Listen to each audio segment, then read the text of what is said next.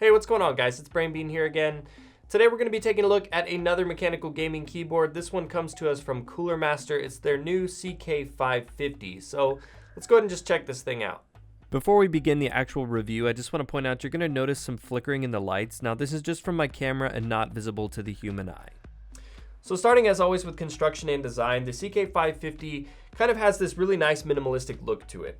It's a standard 104 key keyboard layout, and it has this nice brushed aluminum backplate that runs the entire length of the board and even runs over the sides a little bit as well. And the nice thing about that is pretty much anywhere in the room that you're looking at it from, or if you're farther away on the side, you'll still see that. So if you're going for a nice, classy, clean, minimalistic look to your desk setup, it'll really help that kind of pop and accentuate no matter where people are looking at your setup from. I also like that the keyboard is pretty much void of any branding, and especially in gaming keyboards and gaming accessories, a lot of times those edgy kind of designed logos are way intrusive and in your face. And on this board, it's nice. The only thing that you'll see is on the function key, they've got that sort of hexagonal Cooler Master logo sticking out right there. Other than that, though, there's absolutely no Cooler Master branding on the board, which is cool. The board itself, as far as build quality goes, it's lighter than it looks. But as far as mashing down on the keys to see if there's any key wobble there, really not that much to speak of, and I would say that it's negligible. It's not enough to make the board feel cheap or anything like that. The underside of the board has two extendable legs that are rubberized, as well as a couple of rubberized pads underneath. They're not very big or bulky ones though, so I imagine if you're really trying to push this thing around your desk, it will slide just a little bit. Some other things to mention, because this board is fairly plain, it does not have any dedicated macro or media keys. It does not have a wrist rest that comes with it.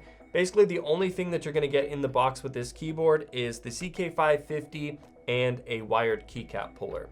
Now, the switches on this guy are Gateron switches, which are very highly regarded, and this is actually the first time that I've been able to get my hands on some Gateron switches. Now, I know from kind of being active in the keyboard scene and that sort of thing that people do tend to like Gateron and recommend them. And this board came with the red switches, and I'll have to say that compared to cherry reds or razor yellows or pretty much any other linear switch that I've tried, they're buttery smooth. They feel really nice, don't have a lot of key wobble. So I'd have to say that kind of the talk about Gateron switches has definitely got something to it there. And this board is available in Gateron red, blue, and brown switches. So you do get some options there as well.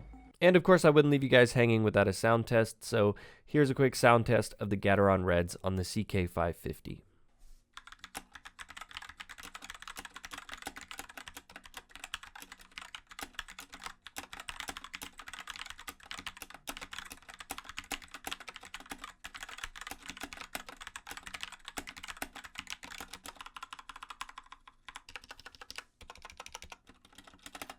Now the keycaps are ABS keycaps, so nothing super fancy there. It does have a nice plain and simple font to it. All the secondary characters are nicely illuminated, which you guys know is something that I always like to see. And they do have just a regular smooth texture to them, so I actually prefer that, especially on ABS keycaps, because I find that the kind of textured ones feel a little bit cheaper than the nice polished smooth ones do.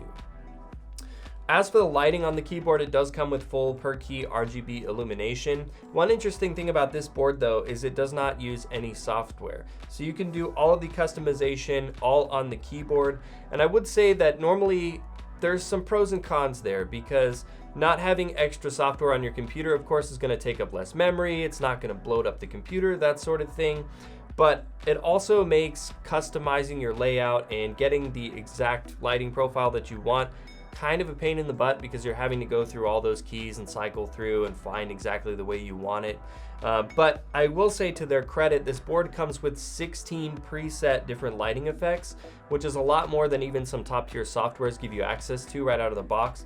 So that is nice, and I would say that if you're someone that's not super keen on coming up with really elaborate custom effects and you just want something that's going to look nice, this board's going to give you plenty of options, and I'm sure there's going to be something there for you. You can of course create the custom lighting effects on this board, but it's going to take some work. I mean, it's not easy to sit there with the keys and get it all worked out. It's kind of confusing.